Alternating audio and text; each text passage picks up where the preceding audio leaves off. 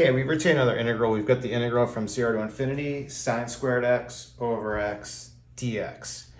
Okay, I thought this was a pretty interesting case just because it's going to be really quick and easy, but it could be difficult. Like, notice the similarity. If you think about the indefinite integral of just sine x over x, well, it turns out that this right here has no solution in terms of standard functions. So this right here would be a problem, and I don't think it gets any better if you do sine squared x over x. But the thing we can notice about it is with these bounds going from 0 to infinity, this is a lot like the integral of just sine x over x. And this one has a known value. This is a very common integral. The value of this is going to be just pi over 2. And this would also work if there was like some constant on the x here. If we had sine ax, it's still pi over 2 just as long as the value of a is greater than 0. So what I want to do for this one is let's just see if we can do some algebra, manipulate it, get it to look like this, and then we can use this formula. So what I'll do to start is we'll try to clean it up with a u substitution just for square root of x.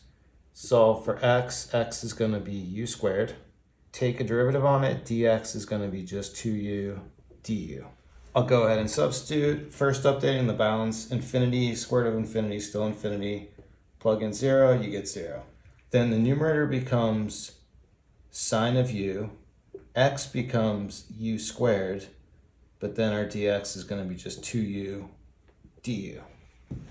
But then I can cancel 1u with 1u here, take the 2 out front, and what we're left with here is 2 integral from 0 to infinity sine u over u du.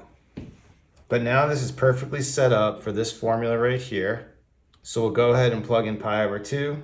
Multiplying 2 times pi over 2 for my final solution of this, we just get pi.